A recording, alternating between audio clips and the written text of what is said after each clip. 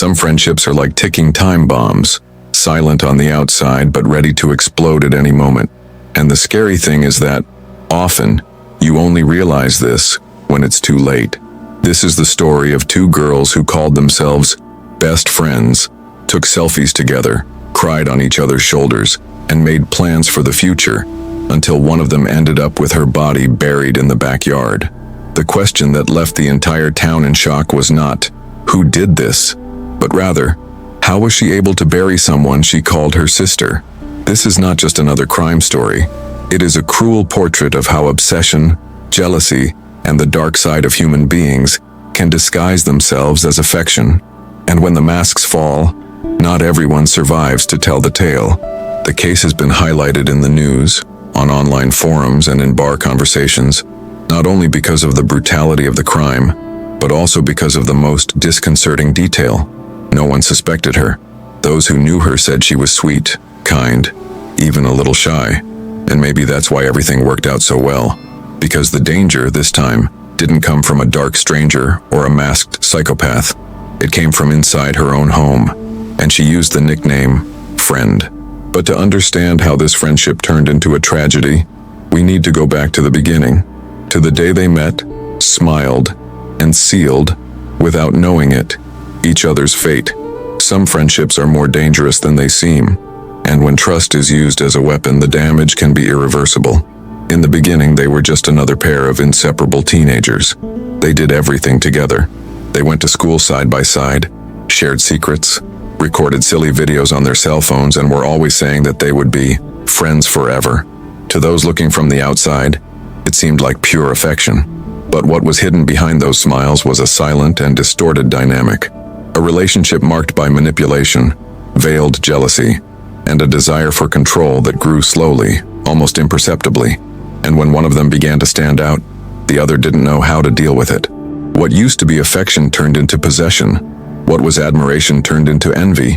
And what seemed like love turned into anger. The situation began to escalate slowly, but steadily. The friend who claimed to be protective became invasive, controlling, jealous even of the other's own friends. Small passive-aggressive comments became routine. Criticism disguised as jokes, discreet exclusions, enigmatic messages on social media. All of this began to form a pattern that only today, after all this, makes sense. Because back then, no one imagined that this behavior was a warning, a silent cry coming from someone who could not accept losing the spotlight, and most importantly, who could not stand the idea of being left behind. They met at school, while still in elementary school. They were close from the very beginning. At first, the relationship was healthy, fun, typical of teenagers discovering the world. But over time, something changed. When the victim began to gain more social prominence, whether due to her beauty, charisma, or the friendships she made easily, the friend who had once been her support became a silent shadow. A kind of shadow that followed her every step, analyzed her every move, and reacted coldly whenever she felt threatened. Reports indicate that she felt invisible, as if she had lost her place. She could no longer bear to see the other growing up while she felt stagnant, and this turned into an obsession. She began to plan moments of separation, created intrigues with other people in the group, made up stories, said she was being replaced. She used the emotional bond they had to manipulate. She used emotional blackmail, blamed distorted facts. The victim, on the other hand, did not notice. She thought it was just intensity, that it was part of being so close. After all, they were best friends, weren't they? But that was the trap. Total trust was what opened the door to the horror that was to come. The day of the crime began like any other. Nothing indicated what was about to happen. They went for a walk, as they always did. They talked, laughed, and took photos. Witnesses say it seemed like a normal day, but the following minutes were the darkest the city had ever seen. According to investigators, there was an intense argument, motivated by something seemingly banal, a message from a third party, perhaps a mutual friend, that had provoked uncontrolled jealousy. The argument escalated, and at some point, it crossed a line of no return. The most widely accepted version is that the friend acted on impulse, but there are those who say it was all premeditated, that she already knew exactly where she was going and what she was going to do. According to the forensics, the victim was attacked from behind. The blow was accurate, And instead of seeking help or despairing, she did something that no one can understand to this day. She dragged the body and buried it with her own hands, alone, in silence, as if nothing had happened. The city was in shock when the news spread. First about the disappearance. The family, desperate, began asking for help on social media. The friend? She was the one who appeared most in the searches. She cried in interviews, held up signs, organized groups. The commotion was so great that she became a symbol of the search. The faithful friend, the one who was devastated, the one who didn't eat, didn't sleep, wouldn't stop searching. But the police began to notice small details that were out of place. Contradictions in the statements, inconsistencies in the schedules, cold expressions in moments of emotion. And then it clicked. A sniffer dog found something strange in a vacant lot near an area where the two used to frequent. When they dug, they found the body, and along with it, the shovel with the fingerprints of the supposed best friend. The commotion turned to revolt. The pain turned to indignation. How can someone pretend so much? How can you hug the victim's parents when you know exactly where she was? At the police station, the interrogation revealed something even more disturbing. She showed no remorse. She spoke coldly, justifying her actions with vague phrases about betrayal, abandonment, and disappointment. The police said that she never cried, and when they asked if she would do anything differently if she could go back in time, she simply replied, she knew what she was doing. This phrase was etched into the court records, a phrase that divides opinions to this day. Was it coldness, psychopathy, or a mind so damaged that it lost its sense of right and wrong? The trial was tense. The courtroom was packed. The city followed every detail as if it were a macabre soap opera. Reports, screenshots of conversations, testimonies from schoolmates. Everything indicated that the crime was not just an impulse. It was the result of years of a toxic, suffocating, and silently destructive relationship. And in the end, the question that remained in the air was even more uncomfortable than the crime itself. How many friendships like this are happening right now, without anyone noticing? The impact of the crime was not limited to the city where it all happened. As soon as the identity of the perpetrator was revealed, the story spread like wildfire on social media, messaging groups, and national news channels. Everyone wanted to understand what could have led someone to bury their own best friend. It made no sense. Images of the two together went viral. Old videos, laughter, school pranks, birthdays, declarations of eternal friendship. It was difficult for anyone to reconcile those scenes with the brutal outcome. One of the most repeated questions from internet users was, had she been planning this for a long time? Or was it all a momentary outburst? Psychologists who followed the case suggested a picture of deep emotional dependence mixed with narcissistic personality traits. It wasn't just a question of jealousy, they said. It was about control, about the inability to accept that the other person had a life that didn't revolve around her. And this raised an alarm for many people who, until then, had never reflected on the limits between friendship and obsession. During the trial, new information came to light. Accounts from schoolmates described episodes of extreme possessiveness, situations in which the accused would not allow the victim to get close to other people. A witness revealed that, on one occasion, the accused even locked her friend in a bathroom during a party, simply because she had talked to a boy that the other did not approve of. Another episode mentioned was a series of messages exchanged in the weeks before the crime. The tone of the conversations was confusing, sometimes affectionate, sometimes aggressive.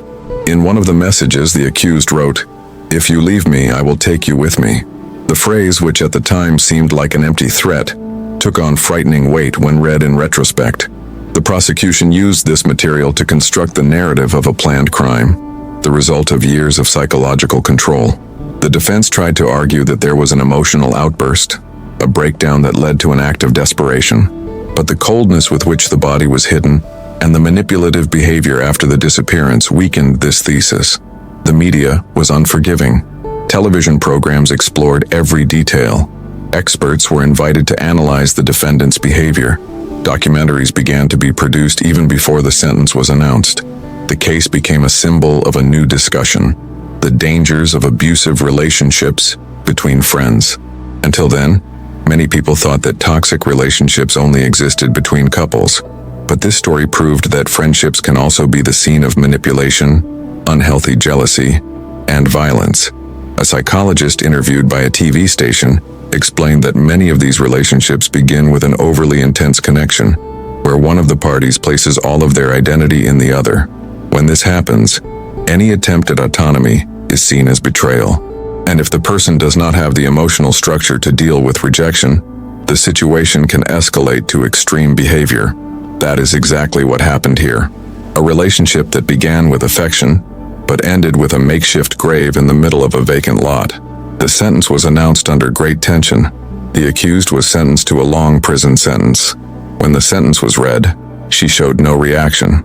She remained with her eyes fixed without tears or tremors, as if she were oblivious to what was happening around her. The victim's family, present in the courtroom, cried in silence. Her father said the phrase that had the greatest repercussion in the following days. She killed my daughter twice, first with crime, then with lies. This feeling of betrayal, of having trusted someone who had been lying all along, was what revolted everyone the most. And even after the conviction, many questions remain unanswered. Why did she act that way? Was it something that had been growing inside her for years? Were there more serious signs that were ignored? And above all, could it have been avoided? In parallel with the legal case, the story began to be discussed in classrooms, psychological support groups, and social networks. Young people began to report similar personal experiences, situations in which friendships became possessive, suffocating, controlling, cases in which the fear of losing a loved one made someone give up their own freedom and limits. And in many reports, the pattern was the same.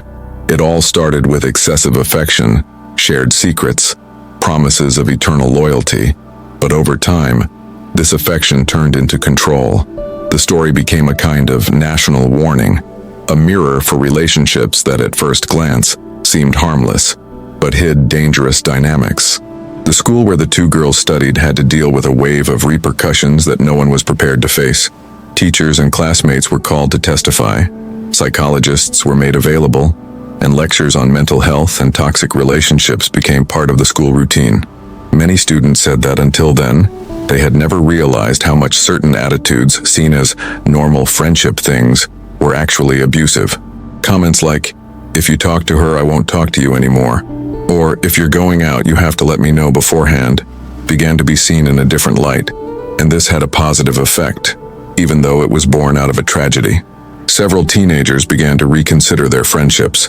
Some distanced themselves from relationships that, deep down, they already knew were not good for them. Others sought help to deal with old traumas. And above all, talking about emotional health stopped being taboo among young people. Even after being convicted, the accused never showed any public remorse. In a letter written from inside prison, published by her lawyer, she simply said that people don't understand what happened and that it was all more complex than it seems. The letter was harshly criticized by the victim's family and by the public, who expected at least an apology. For many, the coldness shown since the beginning of the case indicates a total disconnection with the reality of her own actions. For others, it is a clear sign that something inside her had been broken for a long time, and that the crime was just the last stage of a destructive process that began years before. This story raises disturbing questions. To what extent do we really know the people we live with? How attentive are we to the signs of a friendship that has become a dependency? And most importantly, how can we identify when a relationship is no longer healthy and has become a prison disguised as affection? The case of the best friend who buried the body is not just an isolated crime. It is a reflection of something much deeper and more silent that happens every day, in many places, to people we would never imagine. And perhaps when hearing stories like this, the most important thing is not just to seek justice, but to learn to see the signs before it is too late. As the months passed, the city that had previously been living under the weight of the tragedy slowly began to regain its rhythm, but the scars left by the crime did not disappear. In the neighborhood where the two women lived, the silence was still thick. Some neighbors avoided talking about the subject, as if silence could erase what had happened. Others kept pictures of the victim in their windows as a form of tribute and protest. The house where she lived remained closed for a while. The family, emotionally devastated, decided to move. Her room remained intact, with photos, notes, clothes, and letters from friends who never imagined losing someone in such a way. Many of the personal objects that were kept there were donated, except for a notebook, where the young woman wrote her most intimate thoughts. In it, phrases were found that today are interpreted as silent cries for help. On one of the pages, she wrote, "I feel like I'm disappearing inside someone who says they love me." The phrase became the symbol of the campaign created by the victim's mother to raise awareness among teenagers about abusive relationships. The campaign, named after the daughter, was publicized in schools, social media, and educational events across the country. The initiative attracted support from mental health professionals, educators, and authorities. The idea was to create safe spaces for listening, where teenagers could talk about their friendships, feelings, and doubts without fear of judgment. For the first time, such a brutal crime generated a constructive and necessary social reaction. The campaign also created reporting and guidance channels, allowing young people to report abusive behavior in their own relationships. Over time, more than 1,000 messages were received, reporting cases ranging from emotional bullying to explicit threats. Each story was a reminder that although the best friend's case was extreme, it was far from unique. In many of these stories, the pattern was the same: emotional intensity at first, followed by manipulation, control, fear, and guilt. Relationships based on the idea that the other person is property, that love means not allowing freedom, and that being a friend means controlling every step of the other person's life. On social media, the story continued to be debated. Influencers, psychologists, and content creators began to produce videos about the subject. It wasn't just about the crime itself, but what it revealed about today's youth: the desperate need to belong, the difficulty of dealing with rejection, the impact of social media on building bonds that are often fragile but artificially intensified, the illusion of intimacy created by daily messages, shared photos, and joint publications. When all of this collapses, some people, emotionally unprepared, react with despair. And when this despair finds space in a toxic bond, the result can be tragic. A youth behavior specialist interviewed in a documentary about the case stated that the biggest mistake people make is underestimating the power of emotional influence within a friendship. She explained that, while jealousy is widely discussed and acknowledged in romantic relationships, it is still romanticized in friendships. Phrases like, "She's super jealous of me, but it's because she loves me," are common and dangerous. This type of thinking creates fertile ground for emotional abuse to become normalized. The educational system also began to rethink its strategies. In some states, the case was used as a study in training for teachers and educational counselors. The goal was to teach students how to identify warning signs, promote active listening, and create welcoming protocols. The challenge was great, but necessary. A teacher at the school where the two girls studied said in an interview that he had always seen a very strong bond between the girls, but he never imagined there was anything wrong there.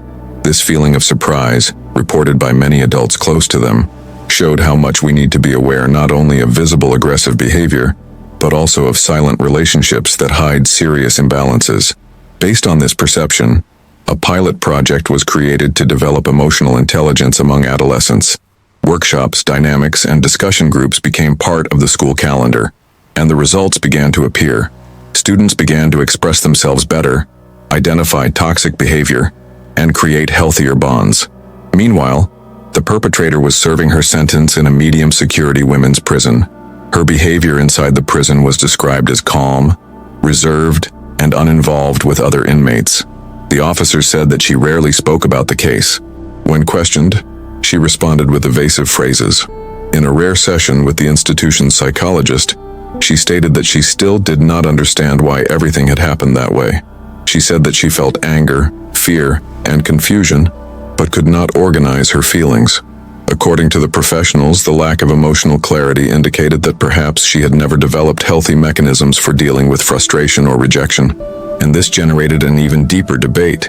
To what extent did the family, social, and psychological environment contribute to that outcome? Justice had been served, but the true understanding of the causes was still a mystery. Time passed, but the story lived on. The victim became a symbol of warnings about abusive relationships. Her name was mentioned in lectures, articles, and reports, but above all, she was remembered by those who knew her as a sweet, creative young woman, full of plans. Someone who dreamed of going to college, traveling, writing a book. Dreams interrupted by a relationship that seemed like love, but was actually control, that disguised itself as affection, but hid imbalance. With each new story of young people who escaped destructive friendships because of the campaign inspired by the case, her memory took on new meaning. She was no longer just a victim. She was a spark that ignited a conversation too important to ignore. In the end, what remains of this story is a wake-up call, a warning to stop romanticizing bonds that are too intense, silences that are too long, emotional dependencies disguised as loyalty. It is necessary to learn to recognize when a bond is no longer healthy. Friendship, like love, should be a space for freedom, growth, and mutual respect. When it becomes prison, surveillance, or emotional blackmail, it is not friendship, it is control. And in extreme cases, this control turns into violence. The story of the best friend who buried the body shows us that evil does not always hide behind scary faces. Sometimes it wears the school uniform, takes pictures smiling next to you, and calls you sister. So the question that remains is not just how this happened. The most important question is there anyone else going through something similar right now, without realizing it? It is inevitable, after hearing a story like this, to start mentally revisiting all the friendships we have ever had in our lives. Those bonds that seemed too intense, the daily calls that left a feeling of obligation, the passive-aggressive comments that were always accompanied by a smile. There are friendships that seem to fill a void, but over time, reveal that they are actually pushing us into another, even deeper hole. The case of the girl who ended up burying her own best friend is shocking, of course, because of its extreme outcome. But what makes it even more disturbing is the fact that many can identify with the dynamic that came before the crime. The symbiotic relationship, the difficulty of saying no, the fear of hurting someone, the feeling of being swallowed up by a presence that dominates everything around. What happened in that vacant lot with a shovel and a buried secret was the end of a silent process that often begins with a simple, "I only want the best for you." The line between affection and control is thin, almost invisible. Many people only realize that they have crossed this line when they are already trapped. Relationships like this do not begin with shouting or threats. They are built slowly, with small concessions. First, it is an opinion that you stop giving. Then, it is an exit that you cancel. Little by little, you give up space, giving up parts of yourself to fit into the expectations of another person. And before you know it, you no longer know who you are outside of that bond. This applies to romantic relationships, family relationships, but also friendships.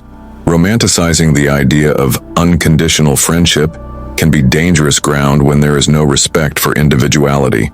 The case we report here is extreme, but it sheds light on patterns of behavior that are much more present than one might imagine. Constant jealousy, surveillance disguised as concern, progressive isolation from other people. All of these are signs that, if ignored, can turn into something much more serious. The school environment, especially during adolescence, is a fertile ground for this type of relationship. Insecurity, the need for acceptance, and the search for belonging create an explosive combination. When a teenager meets someone who says, "I will never abandon you," it may seem like a relief. But when this phrase becomes a constant demand, a burden, a fear of disappointment, it is a sign that something is wrong. Schools, families, and social circles need to be vigilant. They need to offer not only information, but a safe space for young people to talk about what they feel, what they are going through, what hurts them. Because often, the victim of a toxic relationship does not even know that they are being oppressed. Emotional confusion, fear of loneliness, affection mixed with guilt. All of this confuses the signals, and when there is no dialogue, silence turns into complicity with the abuse. Technology has also intensified these dynamics. With a cell phone in hand, it has become easier to monitor, demand, and invade. Read and unanswered messages have become a reason for arguments. Stories viewed by third parties generate jealousy. Digital presence has become a field of control. In the case we reported, the investigation revealed a series of messages in which the perpetrator pressured the victim for immediate answers, demanding to know who she was with, where she was going, and why she was taking so long. And when the victim tried to impose some kind of limit, the reaction was always emotionally explosive. Crying, manipulation, veiled threats. It is important for people to know that this type of behavior is not a demonstration of affection. It is a warning sign. Loving someone, whether as a friend or partner, should never mean suffocating, controlling, or reducing them. The scariest thing is that many of these stories do not end in physical violence, but cause deep psychological damage.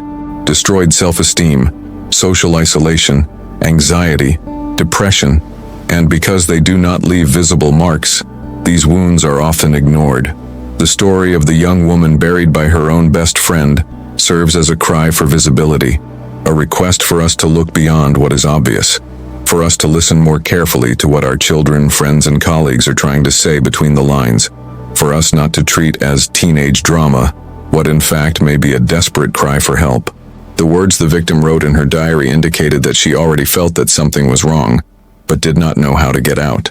And this is one of the greatest dangers of abusive relationships. They imprison the mind before they even reach the body. In the months that followed the incident, several projects were created with the aim of preventing new episodes like this. Emotional support groups, teacher training, awareness campaigns on social media. And more than all of this, a new way of seeing friendship emerged.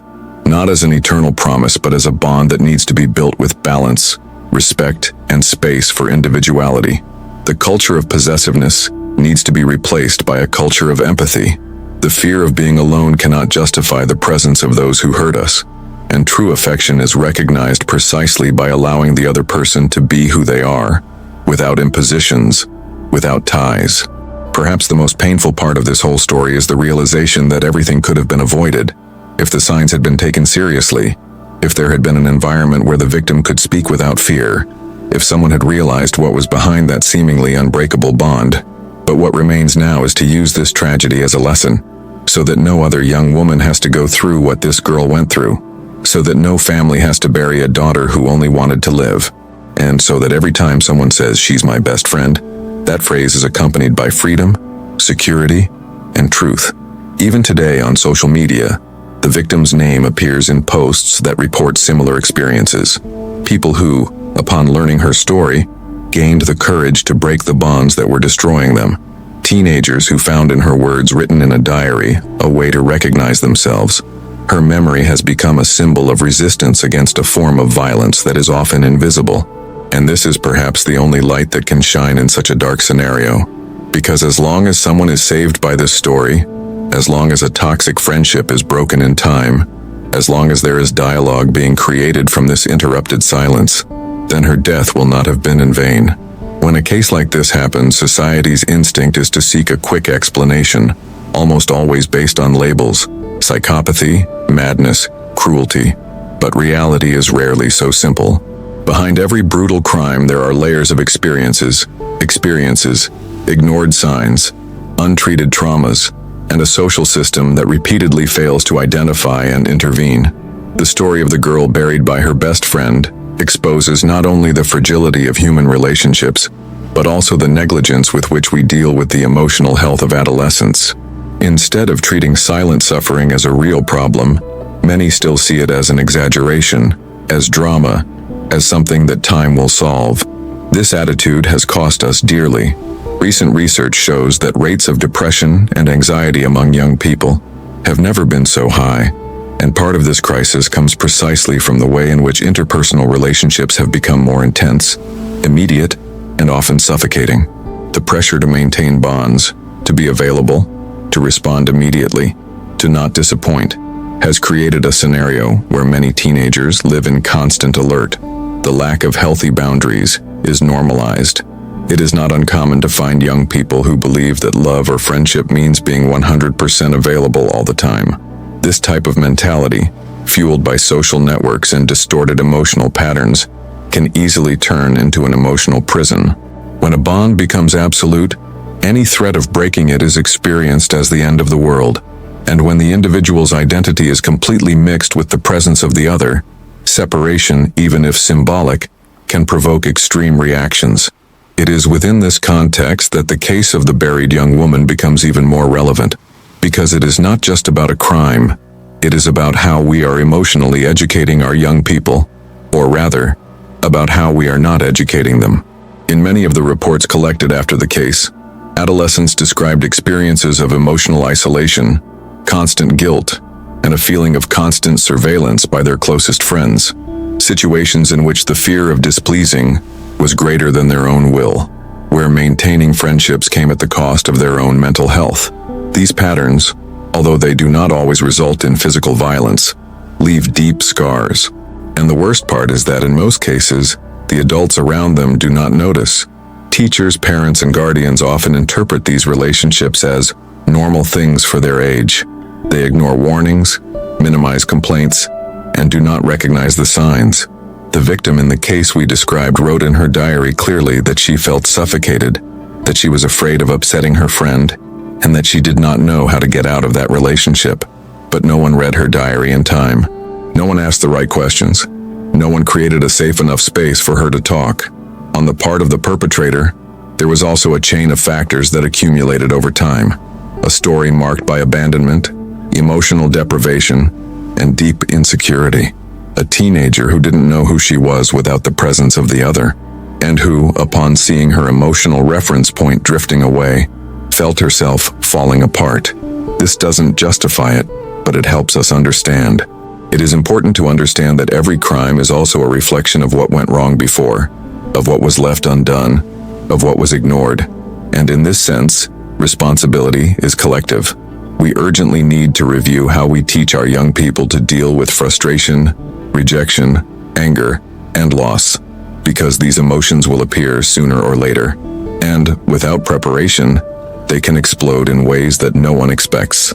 A study conducted by a Brazilian university revealed that more than 30% of the adolescents interviewed had already experienced some type of abusive friendship relationship, and within this group, more than half reported never having spoken to an adult about what they were going through. The fear of not being taken seriously, of being judged, of being called an exaggerator, is the main reason for silence. This shows the scale of the problem. These are not isolated cases. It is a pattern that needs to be discussed seriously. The case we reported was extreme, but it only happened because there was fertile ground for this type of behavior to grow. And as long as we continue to treat mental health as a secondary issue, we will be creating more victims in silence.